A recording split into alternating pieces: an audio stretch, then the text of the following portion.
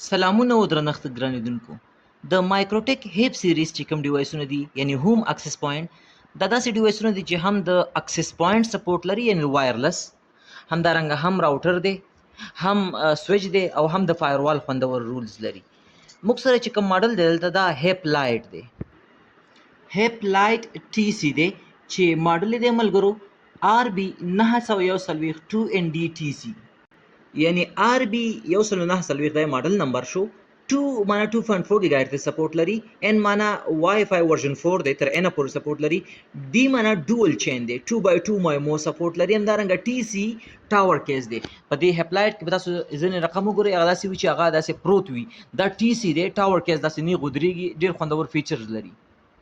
ملګرو سلور پورټ لري سلور ونه پورټ پاس ایترنت دی همدارنګه 5 وولټ د دې سره تیار پاور اډاپټر راځي دا غي پوسټه به دا اوس روښانه کوو کله چې له برق سره وصل کې ملګرو تاسو لاندې کته شي چې 5 وولټ ډي سي برق ضرورت لري خملګرو دغه بټن چې دا بټن سو کار اجرا کوي یو دا دبليو پی اس موډ ته چې کله مونږ غواړو لاړ شو هم دبليو پی اس موډ ته پر هم تلی شو چې بغیر له پاسورډ د خلک کنیکټ شي کچیرته موږ دا د پاور کیبل اخواکو او دا ار ای اس چې په لیکلې دغه توکمه چې د قلم باندې په نښه شوی دا قلم باندې موږ په چک ونیسو او بیا د پاور بټن د پاور کیبل بیرته وصل کو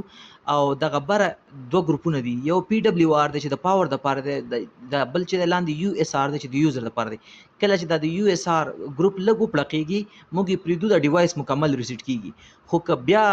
هم موږ د ریسیټ بټن نیولې وي همداسې ترڅو د یو اس ار ګروپ وپړقېږي او بیرته سولډ شي نو بیا موږ مستقیما نت انسټال ته ځو چې نت انسټال لاره موږ ایتر بوټ لاره د نتورک لاره د ډیوایس ته بل راوټر او اس انسټالو نو دغه ریسیټ توکمې لاره دا کار کیږي بره سلور پورټونه دي چې پاس ایترنت دي دلته بار سر کې یو بټن دا غي ته موډ بټن وایي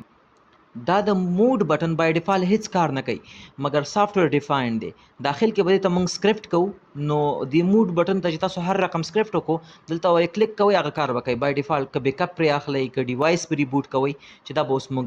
وکړو صحیح ده راځو دا ډیوایس به اول د لپاره څنګه اکسس کوو برق سره مو وصل کوو اوس یو کیبل رالو د کیبل یو سر چې دی ما هپلایټ ډیوایس کې ورکو په سلورم پورټ کې او د کیبل بل سر به د خپل کمپیوټر سره وصل کوم کله مو چې د کیبل بل سر خپل کمپیوټر سره وصل کو تاسو کته شي چې دغه لایټ انډیکیشن کوي چې وصل شوی اوس براشي خپل کمپیوټر ته د وین بکس په نامه یو سافټویر دی پاغه به ډبل کلیک وکړئ دغه د وین بکس په نامه سافټویر دی په دې به ډبل کلیک وکړئ کله مو چې ډبل کلیک وکړو تاسو ډیوایس اتوماتیکلی دلته راځي نو اوس به دا اکسس کوي دا به داسې انتخاب کوي لاندې دلته د میک اډرس راشي تاسو به یوزر نیم او پاسورډ ورکړئ بای ډیفالت زیاتره وخت د پاسورډ اډمن وي خو د ځینې نوې ډیوایسونو یوزر نیم اډمن وي خو پاسورډ یې لاندې دلته په لیبل وي ښه دی ځکه د دې ډیوایس شاته دا لیبل دی اوس تاسو ته بخکاریم نه دغه لیبل باندې د پاسورډ یې مای پاسورډ تیار راغسته صحیح ده نو اډمن یوزر نیم پاسورډ مې لاغه ځای راواغستو تاسو به راشئ په سمپلی به کلیک وکړئ په کنیکټ باندې دلته به ګورئ اوس تاسو ته ډیوایس دی ځکه اکسس کله چې ډیوایس دا اول ځل د پر اکسس کوي تاسو ته دی یو څه کنفیګریشن درکړي چې دا کنفیګریشن تاسو موږ سره منئ کنه ما اوکے واغستو نو اوس ما ته وایي چې پاسورډ دی چینج که زوړ پاسورډ تیار ما کاپی کړی بل ته واچوم نو یو پاسورډ به ورکم اډمن پاسورډ چینج ناو باندې به کلیک وکړم تر څو دا چینج شي اوس هم بیرته راځم ګورم چې پاسورډ چینج شوی کنه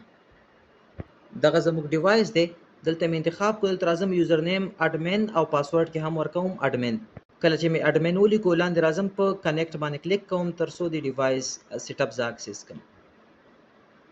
دغه زموږ د هپ لایټ ډیوایس دی چې ما اکسس کړی هپ لایټ کې راوټر او اس لایسنس 4 راځي تاسو دلته کتلی شئ معلومات چې لایسنس لیول 4 دی پکې ټرمینل تر عالمه کمانډ مې وکاراو سیسټم راوټر بورډ موډ بټن چې کوم د تاسو چې مختلف کارونه کوي شي خو تاسو ورته یو څه سکرپټ لیکئ